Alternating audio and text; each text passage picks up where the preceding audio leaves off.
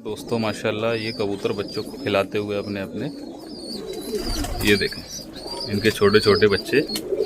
और ये शौक करें आप लोग, ये बच्चों को दाना खिला रहे थे, ये भी अभी खिला रहे थे अंदर जाके।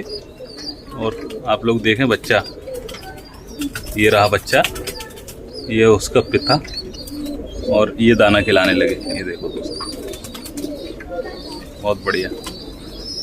ये देखें माशाल्लाह मज़ा आ रहा है और अच्छा भी लगता है जब माँ बाप अपने बच्चों को दाना खिलाते हैं। ये देखें दोस्तों, कबूतरी दाना खिला रही है अपने बच्चे को।